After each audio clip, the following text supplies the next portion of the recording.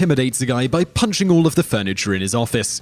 Marlowe is a 1969 noir movie notable mostly for being one of the first American films to feature Bruce Lee in a starring role as Winslow Wong, a hyper-competent mob enforcer rocking the sharpest turtleneck and suit combo this side of a pre-2011 Apple conference. While Lee is only on screen for a few minutes, he makes the most of it by demonstrating his considerable martial arts prowess by punching literally every piece of furniture in the eponymous Marlowe's office to intimidate him into taking a bribe. In just over 30 seconds of screen time, Lee kicks a hole in Marlowe's wall, backhands a coat rack with a coat on it, karate chops his bookshelf in two, scissor kicks a lamp clean off the ceiling, and then punches through a window before striking a martial arts pose that causes a painting to leap off the wall in fright, all while Marlowe is still sat there pointing a gun at him. After utterly failing to intimidate Marlowe, who never moves or shows surprise at Lee destroying half of his office with back fists and knee strikes, Lee then puts on a pair of sunglasses and casually walks straight out of the office through the door he just punched a hole in.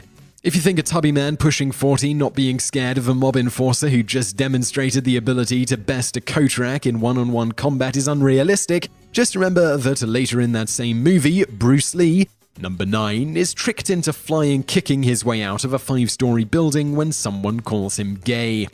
After proving that he possesses the not unintimidating ability to punch and kick stationary objects while screaming, Lee's character Winslow Wong makes exactly one more appearance in Marlowe towards the end of the film when Marlowe is in a fancy restaurant eating and generally not being as cool as Bruce Lee. This time clad in a Colgate white suit and even fluffier turtleneck, Wong, Bruce Lee, reiterates his offer of a bribe to Marlowe, who, like before, acts indifferent to the fact that he's being threatened by a man who hours earlier demonstrated the ability to kick through a concrete wall. As before, Wong tries to coerce Marlowe by throwing a few kicks and punches inches away from his face. Marlowe responds by leaping onto a nearby ledge and asking if Wong is, and we're not making this up, "Are you just a little gay?" Enraged, Lee's character delivers a final scream before attempting to kick Marlowe off the edge of the building, only for him to miss and fly aimlessly off the edge down into the street below. So, the next time someone tries to tell you Bruce Lee is the best fighter in history because he beat Chuck Norris in one of his films, remind them that in an earlier film he leapt off a building to his death because someone asked him if he was gay.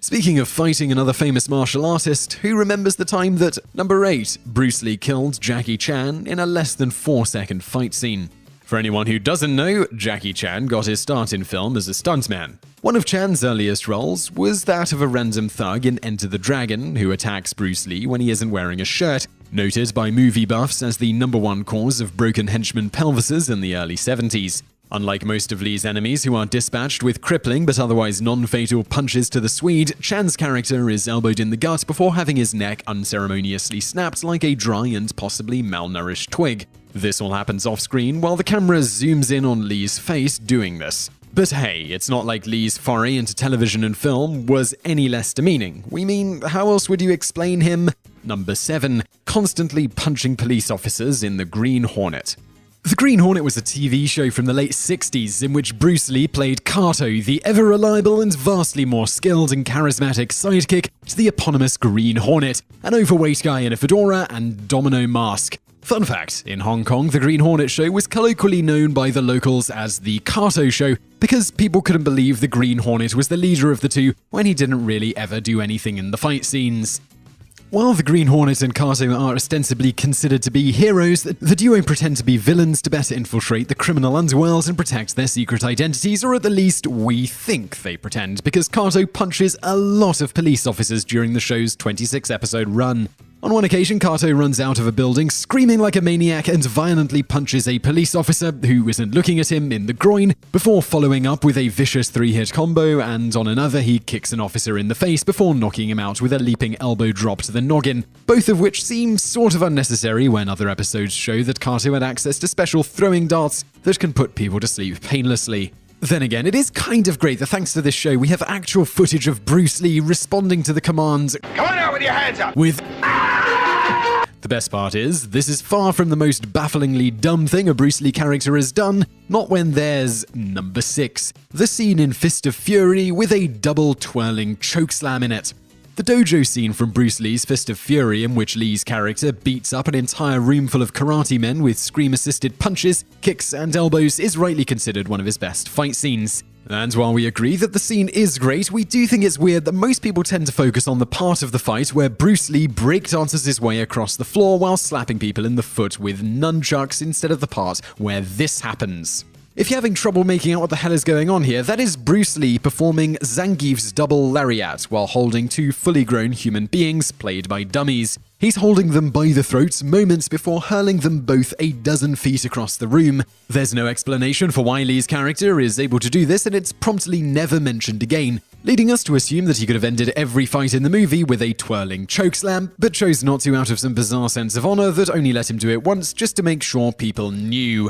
Speaking of making a statement though, let's talk about number 5, the fight scene in Enter the Dragon where he kicked a guy so hard it broke someone else's arm. Bruce Lee's fight against his nemesis and mullet owner O'Hara in the film Enter the Dragon is easily one of the martial artist's best known scenes. However, for anyone who has never seen it but is still inexplicably watching this, during the fight, Lee's character, in an effort to punch O'Hara for his role in the death of his sister, punches his ego out of his body with a series of lightning-fast snap jabs to the face and neck before relocating his chin 4 inches to the left with a backflip. Lee's character then taunts the injured O'Hara into throwing out a flying kick, which he easily dodges by lying down on the floor and kicking O'Hara square in the nutsack. As O'Hara is struggling to stand back up after Lee kicks him again, this time in the face at like 1,000,000 miles per hour, Lee sprints towards him and puts all his power into a final collarbone-shattering sidekick. According to a later interview with Bob Wall, the guy who played O'Hara, that kick and his reaction of being thrown several feet back is 100% real.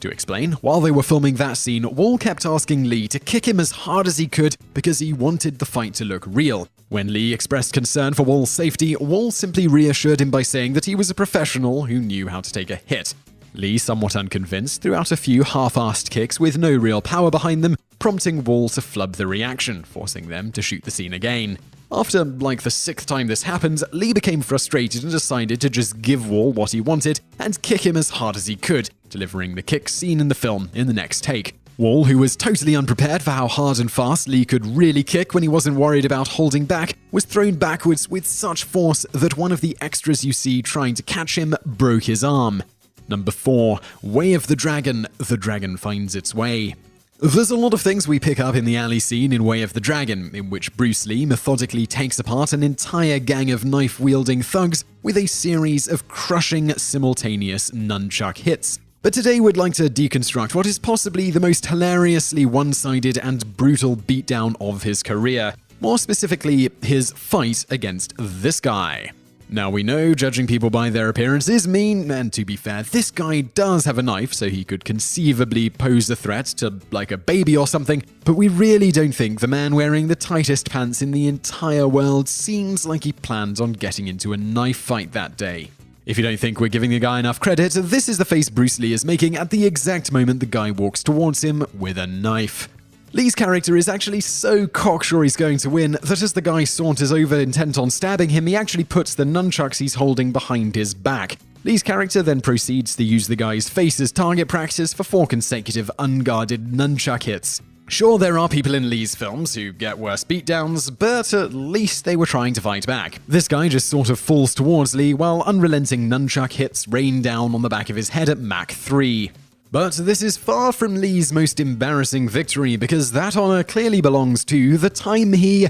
number 3, punched a man dressed as a giant cat, clothes off. You probably think we've got to be lying to you with this entry, because you don't remember a scene in one of Bruce Lee's movies where he fights a man dressed as a cat. To which we say, you've clearly never watched that one episode of the Milton Berle show where he teams up with Adam West's Batman. In the 10-minute black and white sketch, Lee reprises his role as Kato to assist the Green Hornet, while defeating a villain called Fink Pussycat, who looks exactly like a child molester who tried to do that thing where girls wear a headband with the cat's ears on it and call it a Halloween costume. After apprehending Fink Pussycat, Lee then threatens to get him with his kung fu, which he demonstrates by punching a nearby mannequin's head straight off. When Fink tries to run away, Lee and the Green Hornet push him to the floor again and begin ripping his clothes off, all under the watchful eyes of Batman, who enters when the director yells cut to shake Kato's hand for a job well done. An image we want you to keep in mind when you learn about how a decade later Lee was in a movie where he, number 2,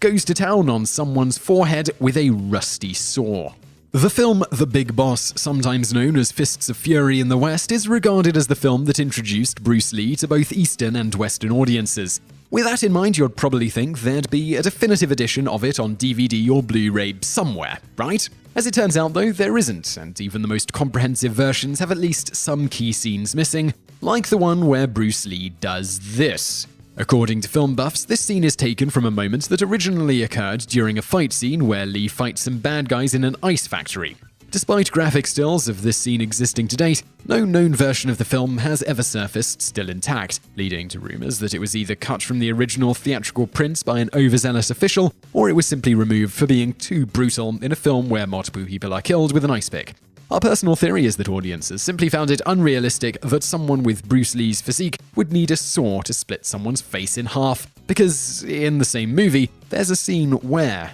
number 1, Bruce Lee bears it all.